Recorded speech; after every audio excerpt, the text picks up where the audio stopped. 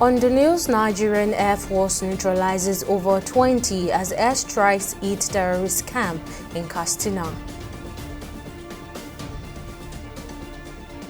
El-Rufai urges Atiku, Peter Obi and Aregbesola to join SDP ahead of 2027 election. And CBN says Nigeria spent $5.47 billion on servicing debt.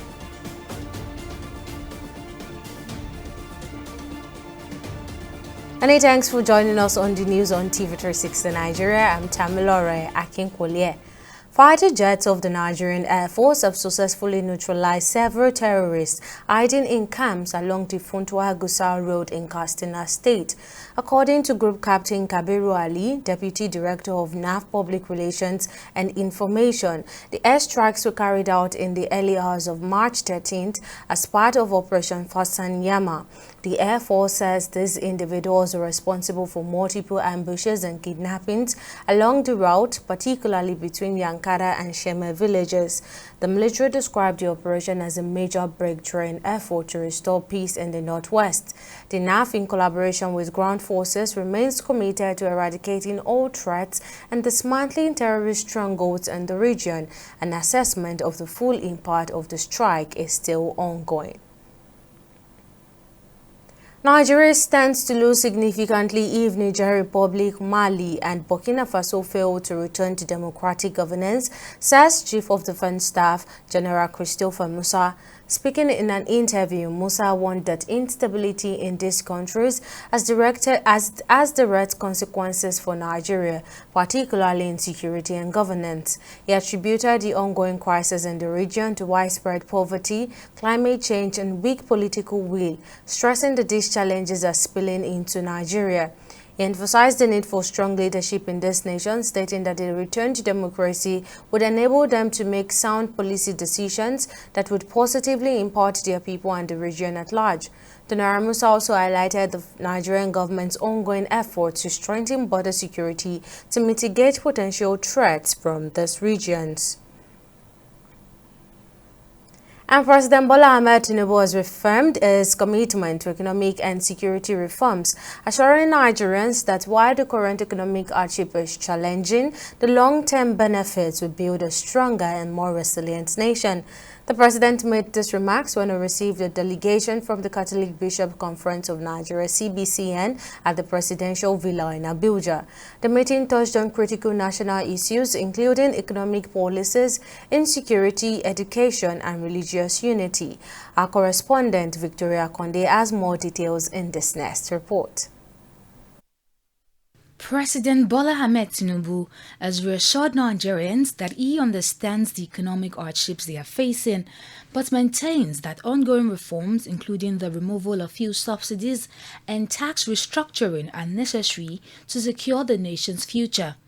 The president made these comments on Friday in Abuja during a courtesy visit from the leadership of the Catholic Bishops Conference of Nigeria (CBCN). Leading the delegation, the president of the CBCN, Archbishop Lucius Iwejuri Ugoji, commended President Tinubu's administration's efforts to reposition the country. He acknowledged the impact of fuel subsidy removal on citizens, but lauded the tax reforms, describing them as a long-term strategy for economic stability. The removal of fuel subsidy in particular has caused considerable hardship, a reality of which you are undoubtedly aware. We also take note of your initiative in the tax reforms, which in the long run, we hope, will generate more resources for advancing the common good. We earnestly pray that at both national and subnational levels, adequate checks and balances will be instituted to curtail waste and promote prudent stewardship of our nation's resources. Regarding religious pilgrimages, the CBCN recommended that the government stop funding such trips and allow religious organizations to take full responsibility. They argued that redirecting public funds to pressing national needs would be more beneficial. Efforts should be made to ensure that religious practice in Nigeria fosters unity rather than division.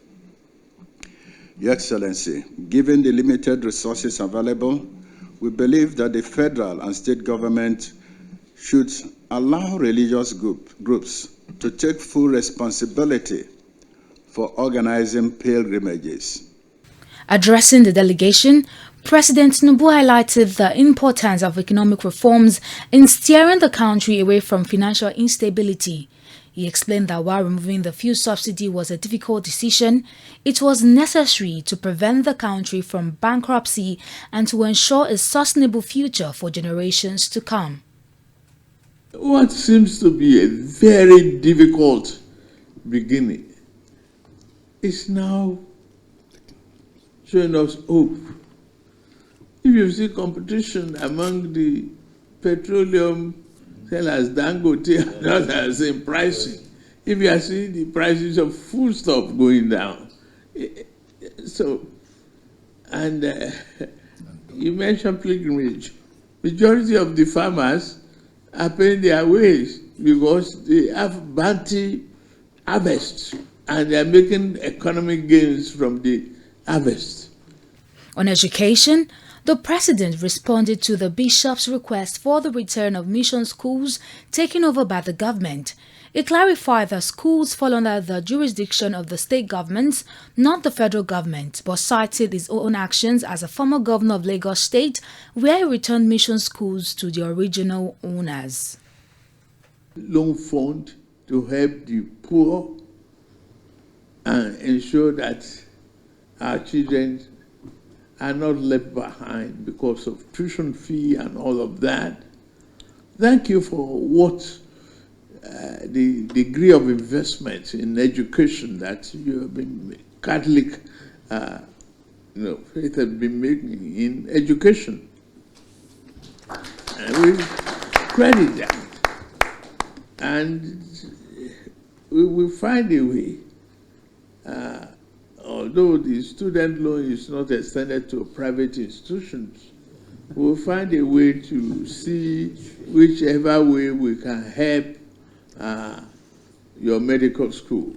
Also present at the meeting, the Minister of Information and National Orientation, Idris Mohammed, underscored the need for patience, stressing that economic reforms often come with temporary hardships before yielding positive results.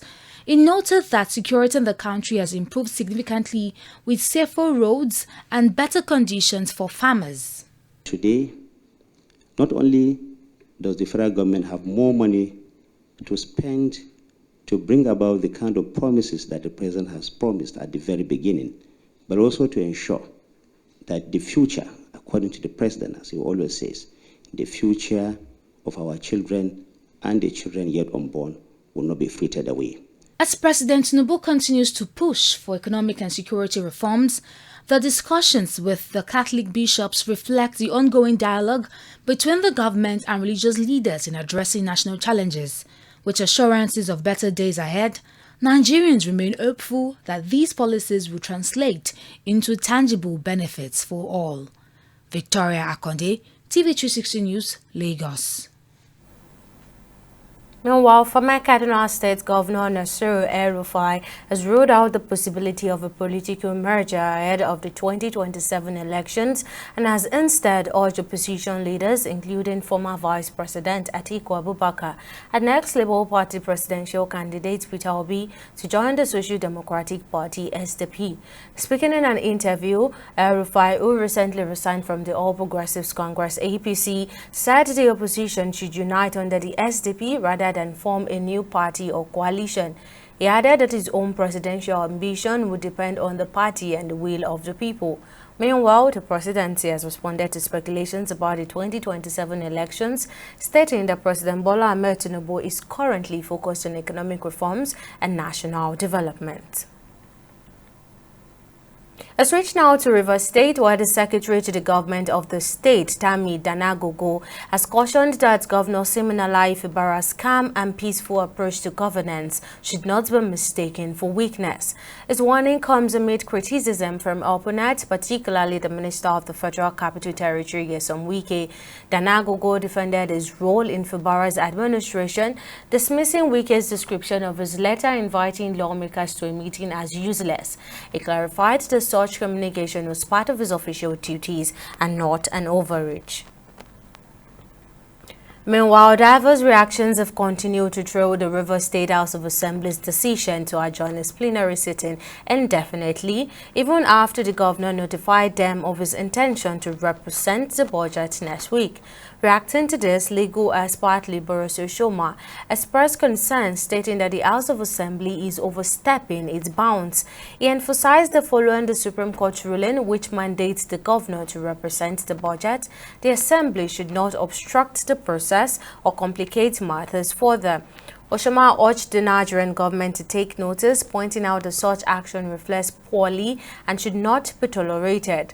He also warned that the people of the state will ultimately bear the brunt of the economic hardships if the Nigerian government withholds the necessary allowances from the state. I think the House of Assembly is taking this thing too far now.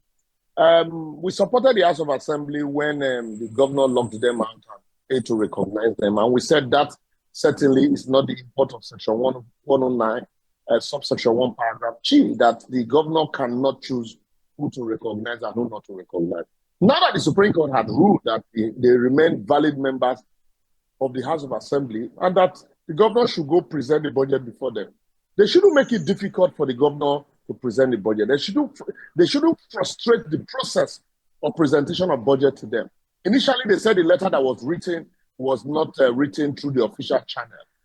While there some persons will agree that yes, the letter was not from the official channel, but in the same vein, you will agree that the House of Assembly haven't gotten wind of that letter. Then certainly, if you are more concerned about presentation of budget and doing your oversight function or doing your job just the same way, the same house, summon members of the Rivers State House of Rivers State Electoral Committee, the chair and other members of the committee, and these 3 persons appear before them. So why are they making it difficult for the governor to present the budget to them? And now the governor has written them, they've decided to adjourn the House Synod. So what basically it means is they already have an answer, and like some people have insinuated that they are trying to look for sinister move to find a way to see if they can impeach the governor. But frustrating an effort, a constitutional process, in itself is not the best way to go. Depriving the governor of that presentation of the budget and thereby now depriving the federal government of releasing the funds to them because the court had heard that until the proper thing is done. But failure to present the budget also is frustration of the judgment. And I think that the federal government should take cognizance of this frustration by the State House of Assembly and, do the needful. This idea of adjourning the House Synod, it's really not encouraging. It is a way of frustrating the peace process. If they truly care and concern for the people that elected them into office, then they should find a way of receiving the budget and then perform their function, ask questions, request for budget defense, and then if there need be, pass the budget. All of this hide and seek game is tiring and frustrating and shouldn't be encouraged by anybody. In Borno State, in a major push to end security operations in the state, the government is taking decisive steps by distributing 500 motorcycles and 110 patrol vehicles to security agencies. Additionally, 40 housing units for police officers have been commissioned in Maiduguri as part of effort to support law enforcement and improve their welfare. The official handover of the vehicles took place at the government house in Maiduguri, while the newly constructed housing units were inaugurated in Wulari. Our TV360's correspondent Solomon Josiah has more details in this next report. These efforts are part of the state government's broader strategy to combat insurgency, strengthen security operations, and enhance the welfare of security personnel. Speaking at the event, Governor Babagana Umar Zulum emphasized the critical role of mobility and adequate housing in boosting security efforts. He disclosed that of the 110 patrol vehicles distributed, 60 were allocated to the Nigerian police force, while 50 were designated for the Nigerian army. The 40 housing unit, he noted, will provide decent accommodation for the police officers, further improving their working conditions and morale. These vehicles and houses are our collective determination to support our security personnel with necessary resources to effectively carry out their crucial mission. We are grateful to the federal government of Nigeria under the distinguished leadership of President Bola Ahmed Tinubu, GCFR, for providing strategic leadership and unallied support to our security agencies as they work assiduously to safeguard the life and property of our citizens. Also addressing the gathering, the Inspector General of Police, Kayode Egbetokun, commended the state government for its proactive intervention. He described the provision of the security vehicles and housing as a significant boost to ongoing security operations in the region. The police chief assured that the newly allocated vehicles will be deployed immediately to strengthen patrols and combat criminal activities across Borno State. This gesture demonstrates your commitment to supporting our efforts in protecting lives and properties and maintaining law and order in this state. These operational assets, including 110 motor vehicles, 500 motorcycles, will no doubt enhance our operational capacity. It will enable us to respond more effectively to emergencies in the state. It will help us to reduce our response time to distress calls. It will also enable us to patrol our communities more efficiently. Beyond logistics and accommodation, the Inspector General underscored the importance of community engagement and intelligence-driven policing. He also encouraged police officers in the state of the ongoing efforts to make reforms that will make life better for them during their service. I also want to assure you that we are committed to your welfare. We are doing everything possible to ensure that your welfare is not anything that you have to worry about. Whatever that is due to you will get to you. With the latest intervention, the Borno State government reiterates its commitment to strengthening security and ensuring the safety of residents. As security agents begin immediate deployment of these resources, stakeholders remain optimistic that these efforts will contribute significantly to lasting peace and stability in the region. Solomon Josiah, TV360, Borno. The newly appointed United States Defense Secretary to Nigeria, Colonel Tom Brooks, has reaffirmed the ongoing military cooperation between both nations, particularly in joint training and exercises. During his visit to the Western Naval Command Headquarters in Lagos on Friday, Brooks emphasized that the visit would help assess areas where U.S. assistance is needed and determine the most beneficial support for the Nigerian Navy and Nigeria at large. In response, the flag officer commanding Western Naval Command, Rear Admiral Michael Umamen, urged the U.S. to identify key areas where their support could enhance the Nigerian Navy's training and capacity-building efforts. What we have done is we continue to build on, the relationship, because we have a relationship in training, doing exercises together, particularly in the Gulf of Guinea. And as one of the credible and big navies here in the region, collaborating with the U.S. has been very fruitful. We've been able to train our men, ensure that we're ready anytime to dominate, the coastal region, the maritime domain, and of course, the Gulf of Guinea. So we're happy to have the new DA here, and I'm happy that he's going to bring in more, momentum into what we're doing, more training, and more exercises. And what that one translates to is better readiness of the Nigerian Navy, particularly the Western Naval Command. And that's bad news for the bad boys on water. So we are here to ensure that we train and get ready to combat any form of maritime threat within the Western Naval Command. To Nigeria from the United States. So merely an introductory visit so I could meet the commander, understand his challenges, understand the priorities of this command. And I think, reference your question, how do we better coordinate?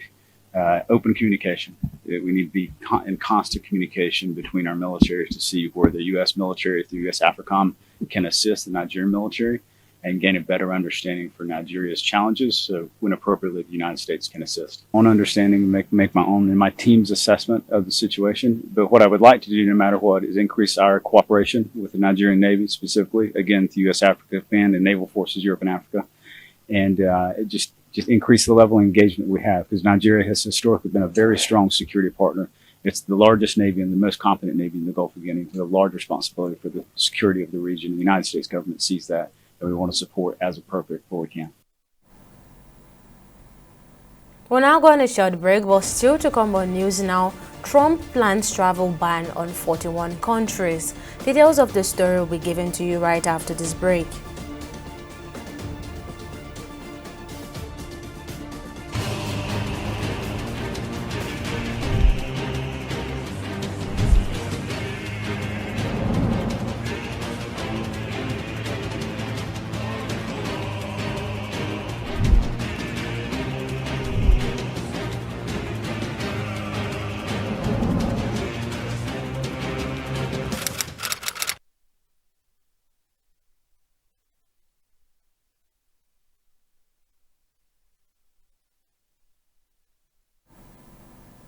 Welcome back. Now let's give you a quick recap of some of our top stories.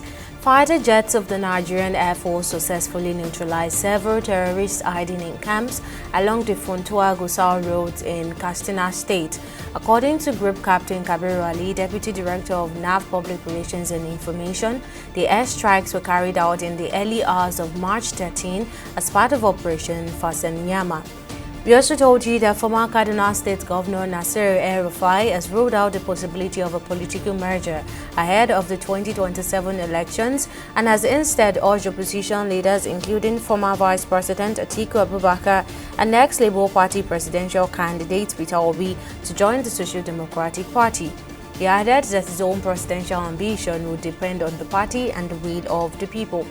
Now, in case you missed any of the news bulletin or for more updates, you can catch us on Lime's World TV and ABO TV or log on to our website on www.tv360nigeria.com.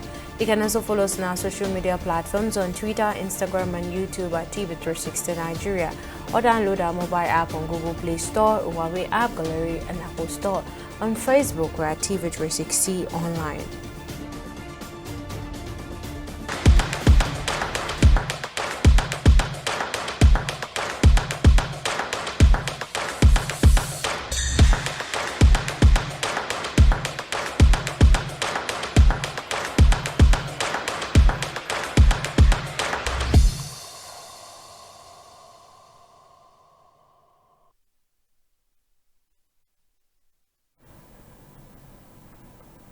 And on business, Nigeria expended a total of $5.47 billion on external debt servicing between January 2024 and February 2025. Data from the Central Bank of Nigeria have shown. The figures published on the Apex Bank's website indicates the growing burden of debt obligations on the country's external reserves and fiscal stability. An analysis of the data revealed that debt service payment fluctuated over the period, with May 2024 recording the highest outflow of $854.37 million, while June 2024 saw the lowest monthly payment of $50.82 million. A breakdown of the data showed a 1.9% increase in debt service payment from $276.17 million in March 2024 to $283.22 million in February 2024. And on the foreign scene, the United States President Donald Trump is reportedly considering imposing a travel ban on nations from dozens of countries as part of his ongoing immigration crackdown, a move that could impact a wide range of nations globally. According to reports which cited an internal memo and sources familiar with the matter, The proposed travel restrictions would categorize countries into 3 groups, which are red, orange, and yellow. Notably, some of Africa's largest economies, such as Nigeria, South Africa, Algeria, and Egypt, have not been included in the list. The move harkens back to President Donald Trump's first-time ban on travelers from 7 majority Muslim nations, a policy that went through several iterations before it was upheld by the Supreme Court in 2018. And United Nations Secretary-General Antonio Guterres has expressed concerns over a disturbing rise in anti-Muslim bigotry, calling on governments to protect religious freedom and for online platforms to curb hate speech. Guterres made the remark in his message to commemorate the International Day to Combat Islamophobia. He called on governments, without specifying any one nation, to foster social cohesion and protect religious freedom.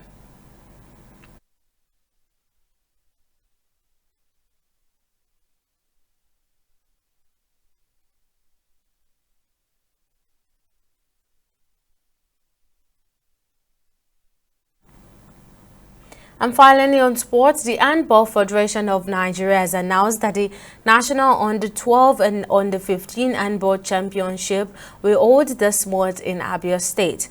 According to a statement from the Secretary General of HFN, Monica Utumia, the championship will be held from March 18 to 25, with the arrival date and screening to hold within the first 2 days, while the matches will begin on March 20th. Otumala also emphasized on the importance of the screening, which will hold on March 19 to determine those who are truly under 12 and under 15 to play in the championship, stating that there will be sanctions for team and academies or clubs for any discrepancies.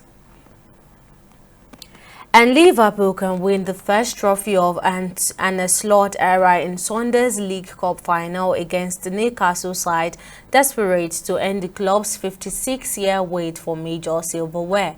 In the first final of the English domestic season, runaway Premier League leaders Liverpool head to Wembley, aiming to erase the bitter taste of the Champions League exit against Paris Saint-Germain on Tuesday. The Reds were beaten 4-1 on penalties by PSG in the last 16-second leg at Anfield. And that wraps up our bulletin on news now. Many thanks for watching. I'm Tamilore Akinkwole. See you again next time.